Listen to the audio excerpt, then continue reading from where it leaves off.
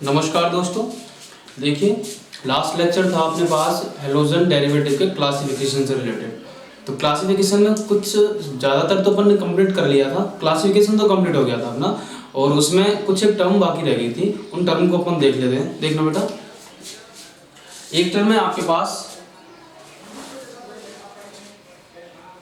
Benzylic halide.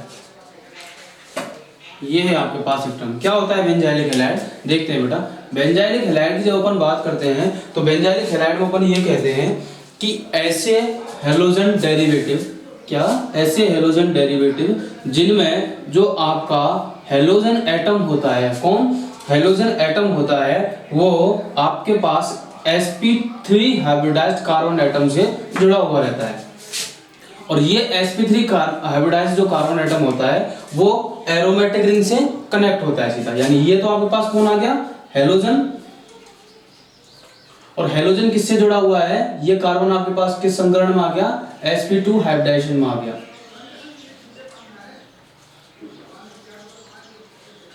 ठीक है। और sp2 हाइब्रिडाइजेशन के बाद यहां पर जब अपन बात करते हैं तो यहां पर अपन ये कहते हैं कि यहां ये sp2 hybridised carbon sp3 hybridised carbon atom से जुड़ा हुआ रहता है। और ये जो sp3 हाइब्रिडाइज्ड कार्बन एटम है ये सीधा किसके साथ जुड़ा हुआ है, एरोमेटिक रिंग के साथ। किसके साथ जुड़ा हुआ है, एरोमेटिक रिंग के साथ। यानी ऐसे जो कंपाउंड या ऐसे हेलोजन डेरिवेटिव जिनमें हेलोजन एटम किससे जुड़ा हुआ हो, sp3 हाइब्रिडाइज्ड कार्बन एटम से, और ये sp3 hybridised carbon atom aromatic ring से जुड़ा हुआ हो, क्या कहलाते हैं, बेंजाइलिक हैलाइड कहलाते हैं। तो इसकी डेफिनेशन कैसे लिखेंगे, in these halide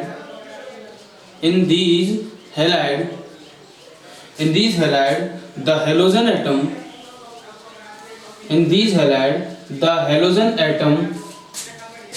is bonded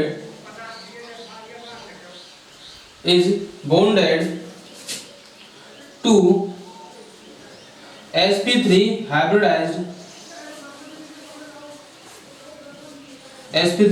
hybridized carbon atom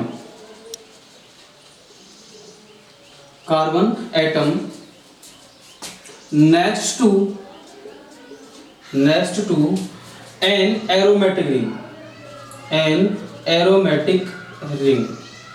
ठीक है। तो ये आपके पास क्या होगी, बेंजाइलिक की डेफिनेशन होगी। ठीक है। अब आगे दूसरा आने वाले टर्म क्या है आपके पास, देखना।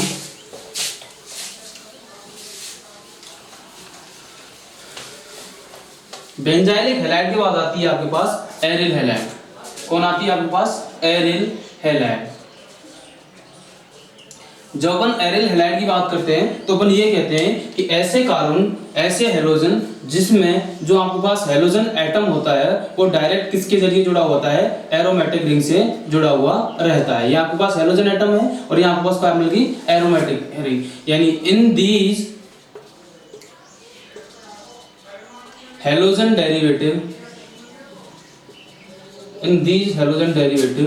Halogen atom is directly attached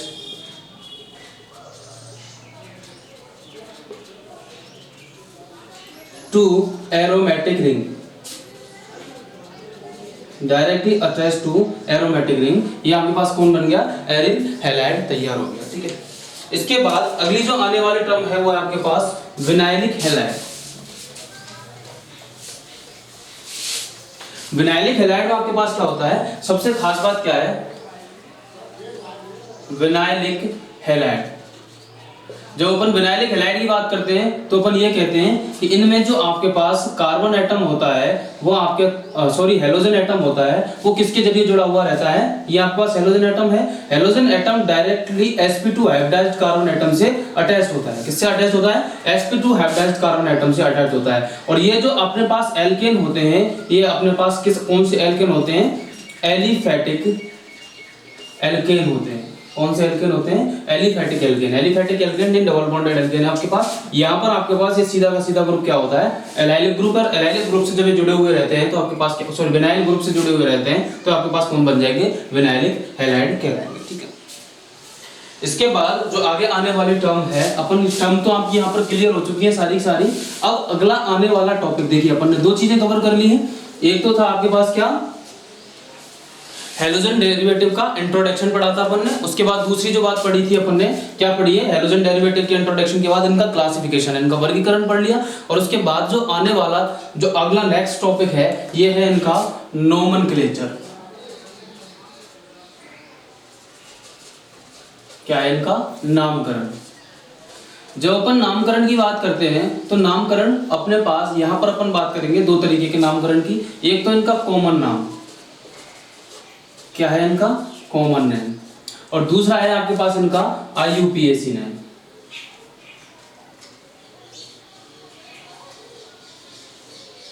common name है तो कॉमन नेम को एक और नाम से अपन जानते हैं, क्या इसकी एक और टर्म है जिसको अपन बोलते हैं ट्रिवियल नेम। साधारण जो रूढ़वादी जो नाम होते हैं उनके बारे में अपन बात करेंगे, ठीक है। तो देखना इनके बारे में जो अपन कहते हैं तो अपन ये कहते हैं, देखना बेटा, इनके बारे में अपन कहते हैं तो अपन ये कहते हैं, सबसे पहले अपन बात करेंगे इनके मोनो एल्केन के केस की। किसकी बात करेंगे, मोनो हेलो एल्केन। जब अपन मोनो हेलो एल्केन के केस की बात करते हैं तो मोनो हेलो एल्केन में जो आपके पास इनका कॉमन नोमेनक्लेचर दिया जाता है वो किस तरीके से लिखा जाता है, यानी इनके लिए एक टर्म आती है वो है आपके पास एल्किल हैलाइड। कौन सी टर्म आती है, एल्किल हैलाइड। यानी जितना भी इनके कॉमन नाम होंगे उनमें एल्किल ग्रुप को पहले लिखेंगे और जो भी आपके पास हेलोजन ग्रुप है उसको अपन हैलाइड के फॉर्मेट में लिखेंगे। जैसे अपन बात करते हैं आपके पास सबसे पहले मान के चलिए एल्किल है कोई भी ग्रुप, जैसे CH3 ग्रुप था आपके पास, इसको फ्री कर दिया अपन ने। तो ये जो CH3 ग्रुप है इसको अपन क्या बोलते हैं, मैथिल। एल्किल के साथ अपन ने क्या लिख दिया इसको, मैथिल। यदि आपके पास यहाँ क्लोरीन है, क्लोरीन वगैरह है, कुछ भी आपके पास क्लोरीन है या फिर फ्लोरीन है, या फिर अपन बात करेंगे ब्रोमीन की, या फिर अपन बात करेंगे आयोडीन की, तो यहाँ पर इसको लिख देंगे, क्लोरीन को लिख देंगे अपन क्लोराइड, फ्लोरीन को लिख देंगे अपन फ्लोराइड, ब्रोमीन को लिखेंगे अपन ब्रोमाइड, और इसको लिखते हैं अपन आयोडाइड। तो ये टर्म इनके कॉमन नोमेनक्लेचर के अकॉर्डिंग दी जाती है हैलाइड के साथ साथ। और ऐसे यदि यहाँ पर एथ मैथ प्रूफ डिपेंड है तो उसमें एथ इल लगा देंगे, भाई ये लगा देंगे, तो उससे ये टर्म आपके साथ क्लियर होगी। तो अपन ये कहते हैं कि यदि इनका कॉमन नोमेनक्लेचर दिया जाता है तो एल्किल हैलाइड इस तरीके से लेके जाएंगे। यदि इनका IUPAC नोमेनक्लेचर लिखते हैं तो इनके लिए एक टर्म आती है आपके पास हेलो एल्केन। क्या आती है आपके पास, हेलो एल्केन। हेलो एल्केन की जब अपन बात करते हैं तो हेलो किसको लिखते हैं, जो भी आपके पास हेलोजन ग्रुप है, और एल्केन किसको लिखते हैं, जो पीछे की तरफ एल्केन ग्रुप यहाँ पर शो हुआ है, ठीक है। तो जब अपन हेलो की बात कर ले, जैसे आपके पास ब्रोमीन है तो उसको अपन क्या लिखेंगे, ब्रोमो। जैसे आपके पास फ्लोरीन है तो उसको क्या लिखेंगे अपन, फ्लोरो। यदि आपके पास क्लोरीन है तो उसको अपन क्या लिखेंगे, क्लोरो। यदि आपके पास आयोडीन है तो उसको अपन क्या लिखेंगे, आयोडो। ये टर्म्स आपको लिखनी है। और एल्केन की जब अपन बात करते हैं तो एल्केन में तो आप जानते हो, जैसे मैथ है तो मैथेन, एथ है तो एथेन, प्रोप है तो प्रोपेन, ऐसे यहाँ पर इनकी टर्म आपकी लिखी जाएंगी, ठीक है। तो इनके नोमेनक्लेचर की बात करते हैं मोनो हेलो एल्केन की, तो मैंने कहा कॉमन नोमेनक्लेचर में तो इनको एल्किल हैलाइड से रिप्रेजेंट करते हैं, और IUPAC नोमेनक्लेचर में क्या लिखा जाता है, इनके लिए टर्म हेलो एल्केन। अब इनके कुछ एग्जांपल देखते हैं।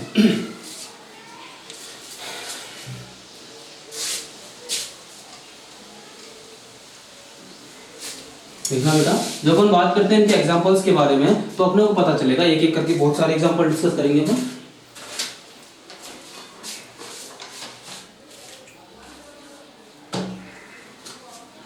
देखिए सबसे पहले अपन बात करते हैं, एक स्ट्रक्चर फॉर्मूला लिख लेते हैं एक एक करके। आपके पास एक मॉलिक्यूल है CH3 CH2 CH3, ये एक स्ट्रक्चर फॉर्मूला गिवन है, और इसके आपको दोनों नोमेनक्लेचर लिखना है, IUPAC नोमेनक्लेचर भी लिखना है और उसके साथ साथ क्या लिखना है, इनका कॉमन नोमेनक्लेचर भी लिखना है। तो कैसे लिखते हैं देखना बेटा, जब अपन इनके IUPAC नोमेनक्लेचर के बारे में कॉमन नोमेनक्लेचर के बारे में बात करते हैं तो मैंने आपको कहा था इनके लिए एक टर्म लिखते हैं, क्या, अरे भाई क्या लिखते हैं, एल्किल हैलाइड। क्या लिखते हैं इनके बारे में, एल्किल हैलाइड। और एल्किल हैलाइड की जब अपन बात करते हैं तो यहाँ पर एल्किल ग्रुप कौन है आपके पास, कौन है, एथ। कौन है आपके पास, एथ ग्रुप है, ठीक है। तो एल्किल की जगह अपन क्या लिख देंगे, एथिल, और सी पीछे की तरफ कौन है, क्लोरीन, तो इसकी जगह क्या लिख देंगे अपन, क्लोराइड। तो यहाँ पर एथ ग्रुप को अपन लिख देंगे एथिल, और पीछे क्या लिख देंगे, क्लोराइड। यदि इनके IUPAC नोमेनक्लेचर की बात करते हैं, किसकी बात करते हैं, यदि इनके IUPAC नोमेनक्लेचर की बात करते हैं तो उनको हेलो एल्केन के नाम से रिप्रेजेंट करते हैं, किससे रिप्रेजेंट करते हैं, हेलो एल्केन। और जब इनका IUPAC नोमेनक्लेचर लिखते हैं तो हेलो कौन है आपके पास, क्लोरीन, तो अपन लिख देंगे इसको क्लोरो, और बाद में क्या लिख दिया अपन ने, एल्केन। क्या लिख दिया अपन ने, क्लोरो एल्केन। तो ये आपके पास टर्म वही क्लियर ठीक है, तो क्लोरो एल्केन। ठीक है बेटा, अब कोई समस्या नहीं होगी मेरे हिसाब से इसमें। देखना आगे और एग्जांपल देख लेते हैं अपन। CH3 CH2 CH2 Cl, bromine लिख देते हैं इस बार अपन। ये आपके पास एक स्ट्रक्चरल फार्मूला गिवन है और इसका आपसे आईयूपीएसी नोमेनक्लेचर पूछा है, तो आप कैसे लिखोगे देखना भाई। तो इसकी बात करते हैं तो इसके कॉमन नोमेनक्लेचर में क्या लिखेंगे, ये आपके पास पूरा ग्रुप कौन आ गया, CH3 CH2 प्रोप ग्रुप आ गया, प्रोपेन वाला ग्रुप है। तो प्रोपेन में पहले क्या लिखते हैं अपन कॉमन नोमेनक्लेचर में, एल्किल की एथिल की जगह क्या आ जाएगा इस बार, प्रोपिल। क्या आ जाएगा, प्रोपिल। और प्रोपिल के बाद क्या लिख देंगे अपन, ब्रोमाइड। एल्किल हैलाइड में प्रोपिल ब्रोमाइड लिख दिया। इधर देखना जब अपन CH3 CH2 Br के बारे में आगे बात करते हैं तो उसको अपन क्या लिखते हैं, आगे देखना बेटा, यहां पर आगे आ जाएगा ब्रोमो, ब्रोमो के बाद कौन आ जाएगा, एल्केन। तो बहुत अच्छे से एक एक नाम को आप क्लियर करते हुए चलना बेटा, यहाँ आपको कंफ्यूजन नहीं होना चाहिए। देखना बेटा, और मॉलिक्यूल लेते हैं अपन CH।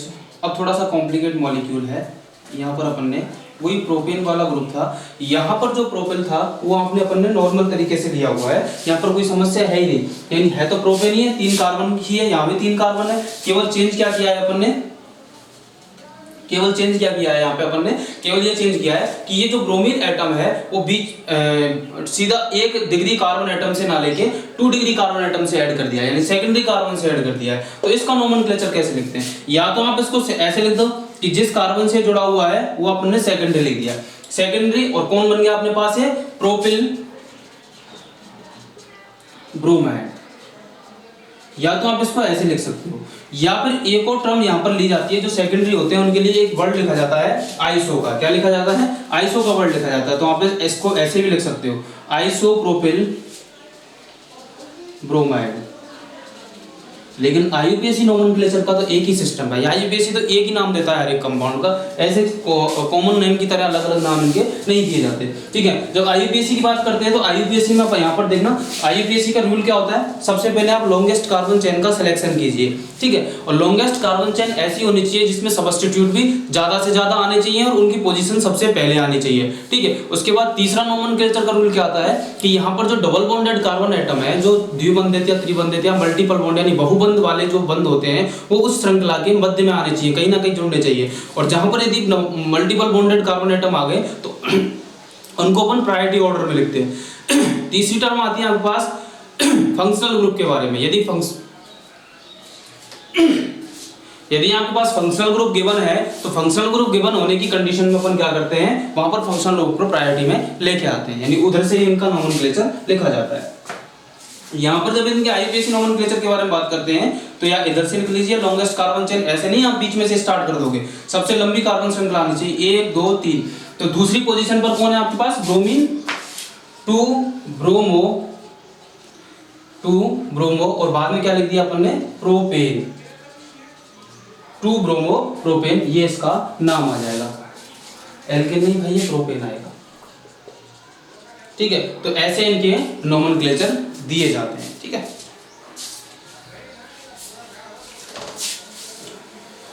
इस चेन को थोड़ा सा और करते हैं। देखिए, दो पहले अपन ने 1 कार्बन देखा, 2 कार्बन देखे, 3 कार्बन देखे, इस बार अपन 4 कार्बन के साथ लेके आ रहे हैं, यानी 4 कार्बन के साथ जब अपन लेके जा रहे हैं तो मैंने मॉलिक्यूल ले लिया आपके सामने ऐसा, CH2Cl CH CH3 और CH3।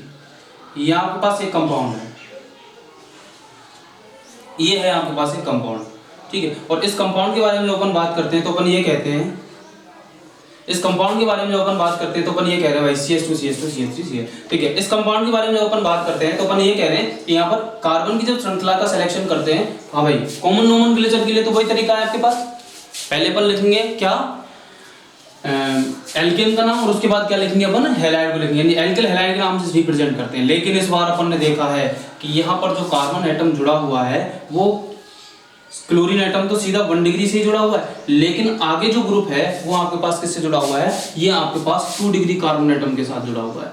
तो थोड़ा सा अंतर आ गया भाई इसमें, एक तो नॉर्मल था आपके पास, इस बार अपन क्या लिखते हैं, यदि आपके सामने ये इससे जुड़ा हुआ है तो यहाँ पर टर्म लिखी जाएगी आपके पास आइसो। क्या लिखा जाएगा, टर्म आइसो, और उसके बाद क्या लिखेंगे अपन, आइसो ब्यूटिल।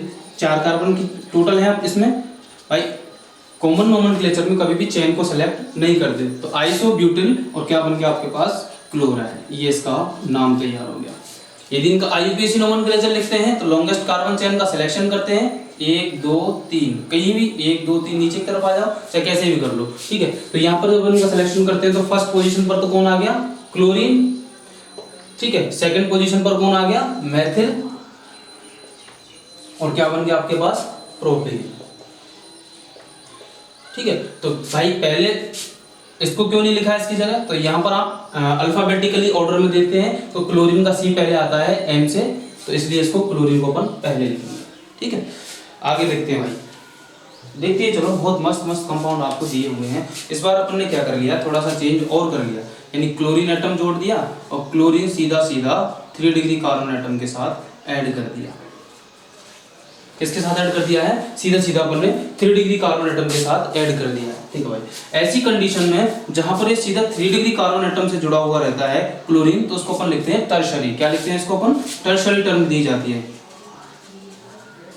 क्या टर्म दी जाएगी, टर्शरी। और किसके लिए दी जाएगी, या टर्शरी कार्बन एटम बोलेंगे अपन, टर्शरी अपन हैलाइड भी बोल सकते हैं इसको। टर्शरी हैलाइड क्यों बोलेंगे, क्योंकि जिस कार्बन एटम से क्लोरीन जुड़ा हुआ है वो अन्य 3 कार्बन एटम के साथ जुड़ा हुआ है, या 3 डिग्री भी अपन बोल सकते हैं इसको, ठीक है। तो ये कॉमन नोमेनक्लेचर में जब अपन लिखते हैं तो अपन यहाँ पर लिखेंगे टर्शरी, और कितने कार्बन है, 1 2 3 4, टोटल 4 है। तो क्या बन गया आपके पास, ब्यूटिल और क्लोराइड,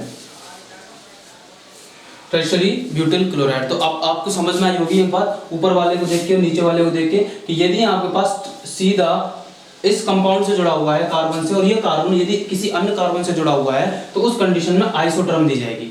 यदि ये कार्बन एटम सीधा सीधा, यानी हेलोजन एटम आपके पास सीधा सीधा ऐसे जुड़ा हुआ है, CH3 तो उस कंडीशन में कॉमन नोमेनक्लेचर में अपन क्या लिखते हैं, वहां पर अपन लिखेंगे इसको सेकेंडरी कार्बन। क्या लिखेंगे इसको, सेकेंडरी कार्बन, सेकेंडरी, या नाम इसका पूरा लिखते हैं तो क्या लिखेंगे, secondary propyl bromide, chloride, sorry chloride क्या बन गया, क्लोराइड। तो ये टर्म्स ऐसे आप डिनोट कर पाओगे इनको, ठीक है। यहाँ पर इसके बारे में बात करते हैं, आईयूपीएसी नोमेनक्लेचर कैसे लिखेंगे, लॉन्गेस्ट कार्बन चेन का सिलेक्शन कर लो भाई। देखना भाई, जब अपन बात करते हैं इसके बारे में, तो 2 ही नंबर पे तो कौन है, क्लोरीन, इसको लिखेंगे 2 क्लोरो 2 मैथिल 2 क्लोरो 2 मैथिल, और क्या लिख दिया अपन ने इसको, प्रोपेन, 2 क्लोरो 2 मैथिल प्रोपेन, ये इनके नोमेनक्लेचर में लिखे जाते हैं, ठीक है। तो ये आपके साथ टर्म यहाँ पर क्लियर हो चुकी है, ठीक है। तो ये मैंने आपको जितने ही बताए, ये कौन से नोमेनक्लेचर के बारे में बात करती है, मोनो हेलो एल्केन की बात कर दी है। अब अपन स्टार्ट करेंगे डाई हेलो एल्केन के या फिर पॉली हेलो एल्केन के नोमेनक्लेचर कैसे लिखे जाते हैं। एल्केन की ही बात कर रहे हैं अपन, एरीन पर नहीं आके पहुंचे, ठीक है। एरीन का अपन अलग से नोमेनक्लेचर देखेंगे, एरीन का अपन अलग से नोमेनक्लेचर देखेंगे, तो वहां देखना भाई, मोनो की जगह अपन ने क्या लिख देंगे इस बार, मोनो की जगह इस बार अपन ने क्या लिख दिया, स्ट्रक्चरल फॉर्मूला है, और स्ट्रक्चरल फॉर्मूला इस बार अपन किसके लिखेंगे, या तो डाई, या फिर अपन बात करेंगे पॉली हेलो एल्केन की, या तो डाई की बात करेंगे या अपन बात करेंगे पॉली हेलो एल्केन के बारे में, ठीक है। तो यहाँ पर देखना बेटा, यहाँ पर जब अपन देखते हैं तो देखना पॉली या डाई का आपको पता चल गया कि जिनमें 2 कार्बन एटम प्रेजेंट हो। तो यहाँ पर आपके पास 2 तरीके आते हैं, एक तो कॉमन नोमेनक्लेचर का है और आईयूपीएसी नोमेनक्लेचर का है। आईयूपीएसी नोमेनक्लेचर का तरीका तो एक ही रहता है भाई, उसको अपन कभी भी चेंज नहीं करते, लेकिन कॉमन में इस बार चेंज हुआ है। यहाँ पर 2 टर्म अलग से आती है कॉमन नोमेनक्लेचर में, एक तो आती है आपके पास एल्काइलिडीन, एक तो टर्म ये आती है, और एक आती है आपके पास अल्काइलिन। ये आपके पास 2 टर्म आई है, एक तो है आपके पास एल्काइलिन और एक है आपके पास अल्काइलिन। तो यहाँ पर इन दोनों के दोनों टर्म्स के बारे में जब अपन बात करते हैं, तो यहाँ पर देखना एल्काइलिन के बारे में जब अपन बात करते हैं तो अपन ये कहते हैं कि जो एल्काइलिन टर्म है ये किसके लिए गिवन होती है, जो भी आपके पास जेम डाई हैलाइड होते हैं, जेम डाई हैलाइड। बोल सर ये क्या होते हैं जेम डाई हैलाइड, भाई पिछले लेक्चर में देख लीजिएगा जेम डाई हैलाइड क्या होते हैं, फिर भी एक बार बता देता हूं मैं कि जेम डाई हैलाइड ऐसे होते हैं जिनमें जो हैलोजन एटम होते हैं, 2 या 2 से अधिक जो हाइड्रोजन, 2 हैलोजन जो एटम होते हैं वो एक ही कार्बन पर होते हैं, यानी halogen atom attached on one carbon atom, तो यहाँ आपके पास कौन बन गए? हेलोजन। दूसरी अपन एल्काइलिडीन की बात करते हैं, तो एल्कीन की बात करते हैं, यहाँ पर अपन क्या लिखते हैं, जो आपके पास विसिनल डाइहैलाइड होते हैं, विसिनल जो डाइहैलाइड होते हैं इनके बारे में बात करते हैं। विसिनल डाइहैलाइड क्या होते हैं? Both halogen atom are attached on different, different के साथ साथ क्या होना चाहिए? डिफरेंट के साथ साथ क्या होना चाहिए? नियरेस्ट कार्बन एटम होना चाहिए, नियरेस्ट कार्बन एटम। तो यहाँ के पास क्या बन जाएंगे?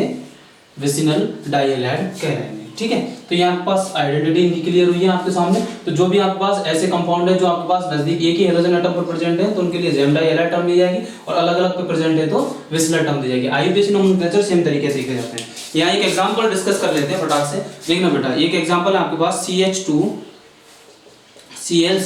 यानी इसमें आपके पास दोनों के दोनों हेलोजन एटम एक ही कार्बन पर प्रेजेंट हैं, और एक ही कार्बन एटम पर प्रेजेंट होने की कंडीशन में इसको क्या लेंगे? एल्काइलिडीन टर्म लिखी जाएगी। एल्काइलिडीन का मतलब एल्किल ग्रुप आ गया, और एडीन इसके पीछे लगाना है। अब एल्किल में यहाँ पर कौन सा ग्रुप है? मैथिल ग्रुप है, एक ही कार्बन वाला ग्रुप है, तो कौन बन गया इसके पास? मिथाइलिडीन। क्या बन गया आपके पास? ये मिथाइलिडीन। और क्या बन गया पीछे? क्या लिख दिया अपन ने? क्लोराइड या डाइक्लोराइड, मिथाइलिडीन डाइक्लोराइड, इसका सीधा सीधा नोमेनक्लेचर तैयार हो गया। ठीक है, दूसरी अपन बात करते हैं, यदि इनका आईयूपीएसी नोमेनक्लेचर लिखते हैं तो एक कार्बन पे ही दो है आपके पास ब्रोमीन है, तो लिख देंगे इसको डाइक्लोरो, और क्या लिख दिया अपन इसको? मेथेन। कोई समस्या ही नहीं। लेकिन दूसरा एग्जांपल और देख लेते हैं विसिनल वाले का, CH2Cl CH2Cl। ठीक है, तो इस एग्जांपल के बारे में बात करते हैं। तो दो अलग अलग कार्बन एटम पर ये आपके पास क्लोरीन प्रेजेंट है, तो यहाँ पर क्या लिखेंगे? एल्काइलिडीन, और एल्काइलिडीन में एल्किल ग्रुप है, वो कौन सा है यहाँ पे? एल्किल ग्रुप कौन सा है बेटा? यहाँ पे एथिल ग्रुप है। कौन सा ग्रुप है? एथिल। तो क्या लिख देंगे इसको? एथाइलिन, और यहाँ पर लिख दिया अपन ने डाइक्लोराइड, एथाइलिडीन डाइक्लोराइड। ये आपका क्या लिख दिया अपन ने? इसको फॉर्मेट पे लिख दिया। ठीक है, और यहाँ पर आईयूपीएसी नोमेनक्लेचर की बात करते हैं, तो यहाँ पर देख लेना आईयूपीएसी नोमेनक्लेचर में क्या लिखेंगे? 1,2-डाइक्लोरो, क्या बन गया आपके पास? ये एथेन। तो ठीक है बेटा, ऐसे इनके पॉलिंग जो हेलोएल्केन है उनके नोमेनक्लेचर आपके लिखे जाते हैं, डाई हेलोएल्केन के लिखे जाते हैं। अगली क्लास में देखते हैं अपन हेलोएरीन्स के नोमेनक्लेचर के बारे में। ठीक है, ख्याल रखिए भाई।